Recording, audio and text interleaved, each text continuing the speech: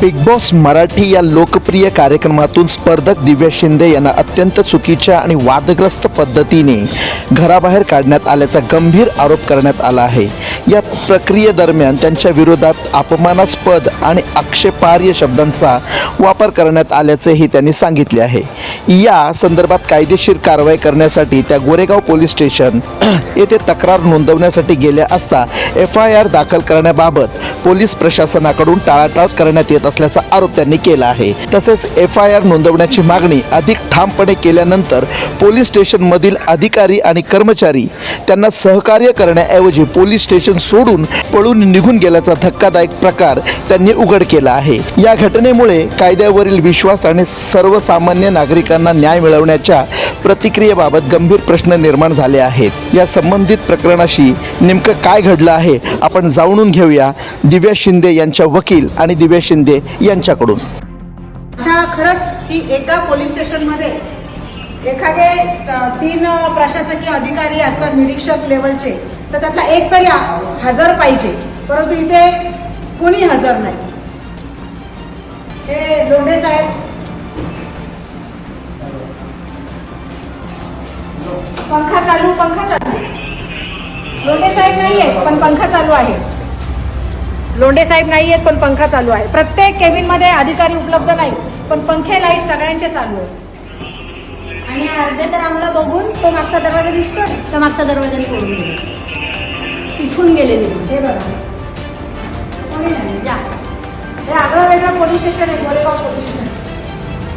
या पोलीस स्टेशनमध्ये कोणीच अधिकारी नाही। हे ड्युटी ऑफिसर आहेत, 2 अधिकारी सर सिरियस कॉल करून 2 तास झाले कॉल करून मीटिंगला गेलेले आणि बाकी गुन्हे प्रशासन PI ते काहीतरी कामाला कायदा संस्था 3 PI आणि 1 सिनियर 4चे 4 जण गायब आहेत। नाही आता काही नाईट लागते। बरं ठीक आहे, मग मला एक गोष्ट सांगा की 4 PI आहेत आपल्या पोलीस स्टेशनमध्ये, 4च्या 4 लोक नाही आहेत, चालतं का असं? नाही तुम्हाला त्याच्यातलं काय माहित आहे का? नाईटला होते तुमची माहिती द्या सर, तर लोकांना कळू दे। 4 PI आपल्या पोलीस स्टेशनला आहे, बरोबर? आता इकडे नाईटला होते आणि एक जण रजेवर आहे आणि एक जण आहेत, तर ते मीटिंगसाठीच गेलेले दुसरे। बरं असं चालतं का? मीटिंग साठी आता कुठं त्यांना शोधत बसायचं कसं? सांगा बरं, सांगा। मी माझ्यासारखी मुलगी पुण्यावरून जेव्हा येते, आम्ही तुमच्या मागं पडायचं का? तुम्ही कशासाठी आहे? तुम्ही जेव्हा चोरांना पळायचं काय सांगता? यायला लागले आता मी तुम्हाला नाही बोलत। जय भीम, जय शिवराय। आज आम्ही इथे आरे पोलीस स्टेशन गोरेगाव ईस्टला आलो होतो। 18 तारखेला मी माझी कंप्लेंट नोंदवली होती। हा माझा वकील आहे। आम्ही कंप्लेंट नोंदवायला आलेलो। सकाळी 4 वाजेपर्यंत आम्हाला पोलीस स्टेशनमध्ये थांबून ठेवलं, जेवण नाही, काय नाही। आम्हाला फक्त प्रॉमिस केलं की FIR करू। हे पाटील साहेब जे इथले इन्चार्ज आहे त्यांनी स्वतःच्या हाताने लिहिलंय की आम्ही FIR करतोय म्हणून।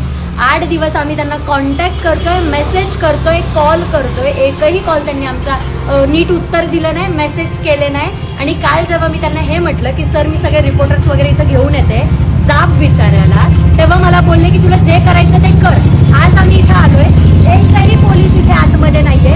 पहिलंच असं पोलीस स्टेशन आहे जिथे एकही पोलीस नाहीये, पोलीस वाऱ्यावरती सोडून गेलेले आहेत। आम्ही जेव्हा जाब विचारला, एकही माणूस बाहेर आलेला नाही। विकले गेले ते सगळे, पैसे घेतले, ज्या माणसांकडून घेतले त्यांचे आम्हाला फोन येतात की पोलीस फोन करतात आहे। कमीत कमी लोक असे निवडाचे गद्दार होणार नाहीयेत। तुम्ही ज्या लोकांना फोन करताय ते आम्हाला फोन करतात की त्यांचे फोन आले ते म्हणून।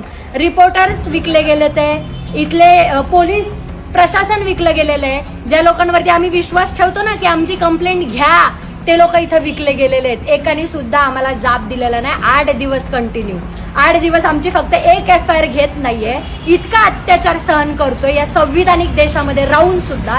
जर आमच्यासारख्या माणसांवरती असं होत असेल, सर्वसामान्य माणसांनी जीव द्यायचा का? हे तुमच्यासाठी आहे, तुमचे डोळे उघडण्यासाठी आहे की हे पब्लिक सर्वंट आहेत, ह्यांनी आपल्यासाठी काम केलं पाहिजे आणि हा आपला मूलभूत अधिकार आहे इथं FIR नोंदवायचा।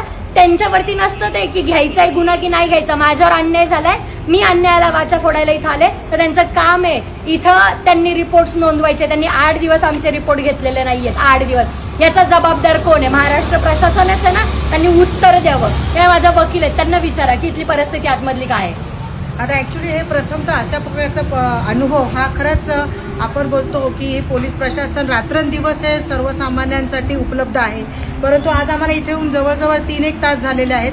पण या 3-1 तासामध्ये इथे कुठलेही अधिकारी अवेलेबल नाही आहे. जे 2-3 अधिकारी आम्हाला भेटले ते सुद्धा पळून गेलेले अक्षरशः, तेही आमच्या समोर मागच्या दाराने पळून गेले. अशा लोकांनी वर्द्या काढाव्या आणि जे पोरं रणांगणात पळतात ना खुल्या पायांनी, त्यांना वर्द्या द्या, ज्यांना देशासाठी मरायचंय, आमच्यासाठी काम करायचंय, या देशातल्या लोकांसाठी काम करायचंय. अशा लोकांच्या अंगावरती वर्द्या सूट नाही करत.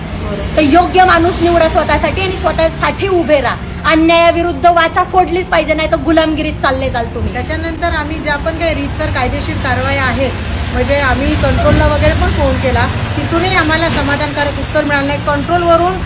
कंट्रोलला आपण फोन केल्यानंतर आपल्याला एक कंप्लेंट नंबर मिळतो, तो कंप्लेंट नंबर सुद्धा दिला जात नाही. तर शेवटी दाद मागायची कोणाकडे आणि कशी, हा एक प्रश्न आहे. आणि जर एखादा पोलीस अधिकारी ज्यावेळेला कर्तव्यावर हजर होतो त्यावेळेला त्याचा आतमध्ये आल्यानंतर, बाहेर गेल्यानंतर किंवा कुठेही बाहेर गेल्यानंतर त्या डायऱ्या बनवल्या जातात, नोंद केली जाते. अशा कुठल्याही प्रकारच्या नोंदीसुद्धा इथे आढळून आलेल्या नाहीत.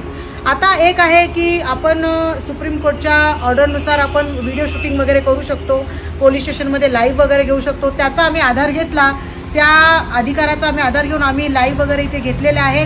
हा सगळा प्रकार हा आम्ही शूट करून हा लोकांपर्यंत मांडण्याचा ह्याच्यामुळेच प्रयत्न करत असतो की आधी सेलिब्रिटी आहे, परंतु हिच्यावर अन्याय झाला आहे आणि अन्याय करणारा हा फक्त आणि फक्त मोठा प्रतिष्ठित आहे, त्याच्यामुळे हिला न्याय मिळणार नाही का, तर हे चुकीचं आहे. जर आपण म्हणतो की बहुजन हित आहे, बहुजन सुख आहे, तर मग ही बहुजन समाजातली एक तरुण मुलगी आहे, 300 किलोमीटरवरून इकडे येत आहे न्याय मागण्यासाठी, आणि इकडे हे पोलीस प्रशासन, पोलीस स्टेशनमध्ये सगळे लोक गायब होत आहेत. तर हे कुठे आहेत? यांना कंट्रोल रूममध्ये पण आम्ही कंट्रोलच्या माध्यमातून सुद्धा कॉल करून आम्ही त्यांचा शोध घेण्याचा प्रयत्न केला, पण कुठेही आम्हाला ते उपलब्ध झालेले नाहीत. आणि ही माझ्यासाठीची लढाई नाही आहे, ही सगळ्यांसाठीची आहे. हे माझ्यासोबत नाही घडतंय.